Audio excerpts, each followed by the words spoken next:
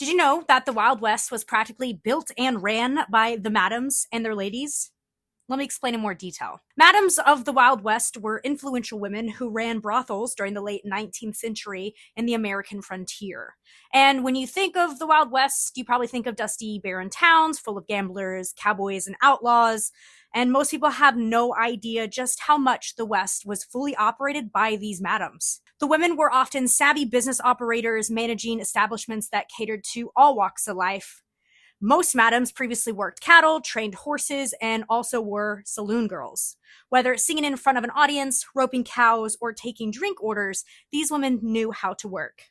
Despite the stigma attached to their profession, many madams amassed considerable wealth and wielded significant social and economic power within their communities. They provided employment for women in spite of the challenging and sometimes dangerous environments. Majority of madams were known for being no-nonsense, strong women. Madams often wore the nicest clothes and elaborate jewelry possible just to appear reputable and to also market themselves as high owners of fine high-class establishments. Madams of the West were givers and fighters. Madams needed to keep up the morale and avoid getting shut down, so most were known for their philanthropy. They would buy clothes for children, school supplies for teachers and students, as well as donating books to libraries. Madams believed that education was tremendously important.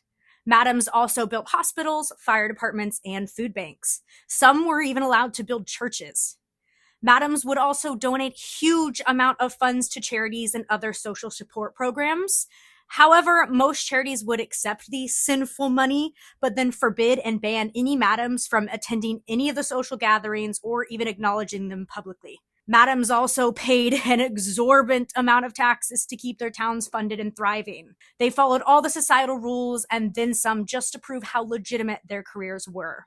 These women provided employment opportunities for other women in a time when options were severely limited, giving these ladies a degree of financial independence in a male-dominated world. Despite operating on the fringes of society, they wielded considerable influence, challenging traditional gender roles and leaving a lasting impact on the cultural fabric of the American West. Their legacy reflects the complexities of the frontier life wherein morality and survival often intersected in unconventional ways. So next time you get to judging adult workers like myself that also happen to live and breathe the country western lifestyle, remember that the West was built by the madams and their ladies.